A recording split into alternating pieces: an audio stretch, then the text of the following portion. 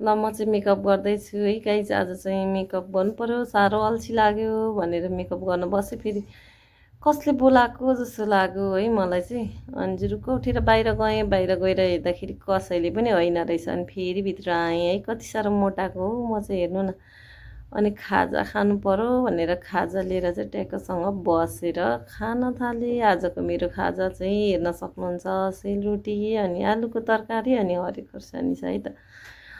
अनि त्यहाँदेखि चाहिँ खाजा खाइसकेपछि चाहिँ म एउटा कपडा लिएर चाहिँ खाटमा पलेटी कसेर बसेर चाहिँ अनि त्यो कपडालाई चाहिँ के गरौँ त भनेर च्याट्ट लाएर कैँचीले काटेँ। अनि काटेर चाहिँ अब हेर्नुहोस् है, त्यसलाई फोल्ड पनि मैले अघि गरिसकेको छु है त। अनि सियो खोजेर सियोमा धागो छिराउन चाहिँ हेर्नु न कस्तो गाह्रो भयो मलाई।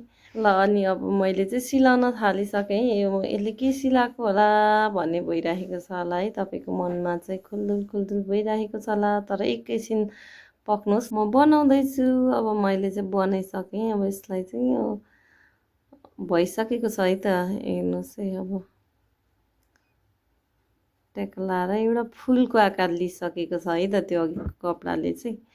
अनि त्यहाँदेखि यो चाहिँ हामीले हाम्रो घरमा छोरीहरूलाई चाहिँ बाँधिदिनको लागि चाहिँ राम्रो हुन्छ है, एउटा सादा रबर ल्याउने। अनि सादा रबरलाई चाहिँ यसरी कपडाको फुल बनाउने। अनि त्यहाँदेखि त्यसलाई कभर गरिदिने। अनि रबर भइसकेको छ अहिले चाहिँ। तपाईँहरूलाई कस्तो लाग्यो मेरो रबर? मन परेमा लाइक कमेन्ट अनि सेयर गरिदिनु होला, साथै फलो पनि गरिदिनु होला। By guys.